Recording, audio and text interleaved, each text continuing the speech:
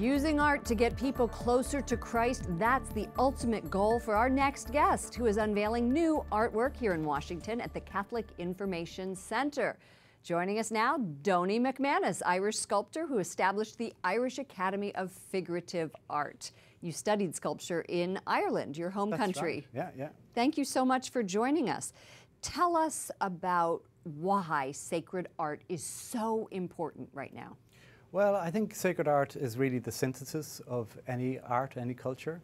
So if it's Aztec or Inca or Egyptian or Greek or Catholic, if you want to understand a culture, you go to their sacred. It's like a drop of Indian ink in a glass of water. It penetrates the whole culture. So if you want to renew a culture, you renew its sacred art. Do you think that contemporary art right now is rejecting sacred art? Absolutely, because it's lost its bearings. If you don't believe in truth, true relativism, you'll never believe in beauty. You had some difficulties when you were in college. You failed a class, were asked to leave a department, all because of what you created? Well, I was a fine arts student, and I was told I would not get into the second year if I continued doing the work I did, which was basically Christian-inspired figurative art. So I had to become a craftsperson, which was great because it gave me goldsmithing and silversmithing, gave me a discipline which has stood to me in my commissions. So you kept your faith, you just did it in a different medium. Yeah, exactly. That's right. Just forced. Right. Now, before working on your piece, you pray a half an hour every morning. Why do you do that? Well, I believe a lot of my work is, I suppose, sacred art, liturgical art. So if it's to feed people's prayer, then I would see it as at least my obligation that it would come from prayer.